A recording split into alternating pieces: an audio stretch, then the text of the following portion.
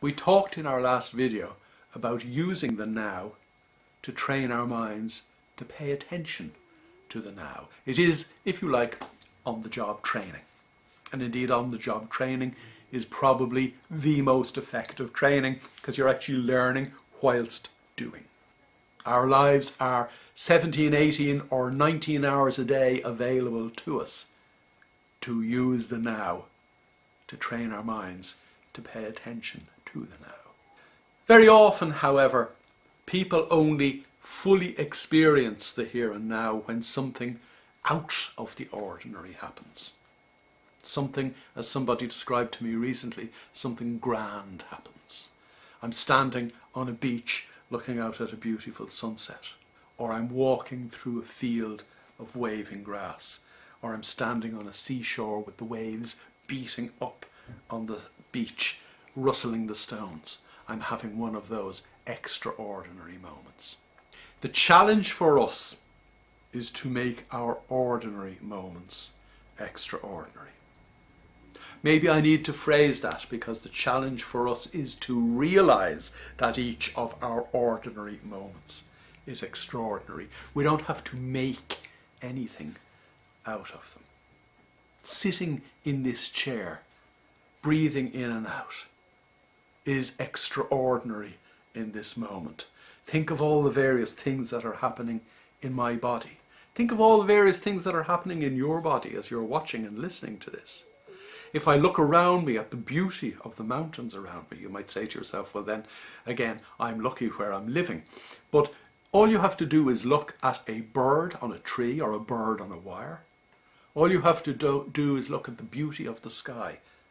All you have to do is look in the eye of the person opposite you in the meeting or at the interview or in the sales presentation. All you have to do is taste the coffee.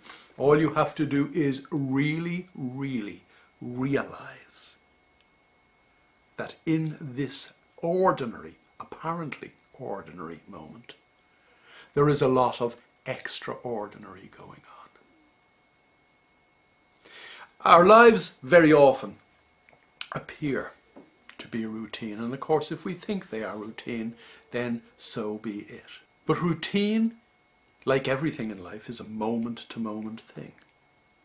If we start paying attention to what's really going on in the moment-to-moment of our lives, we'll begin to realize a number of things.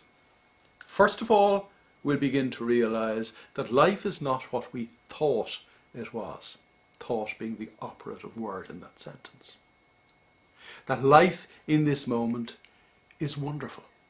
In this moment all is well. In this moment I don't have a care in the world. It doesn't matter what happens next. In this moment I don't have a care in the world.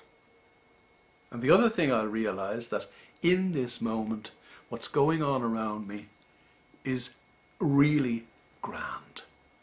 Our lives are grand. It is only our own thoughts that stop us from realizing this. Our lives can be grand.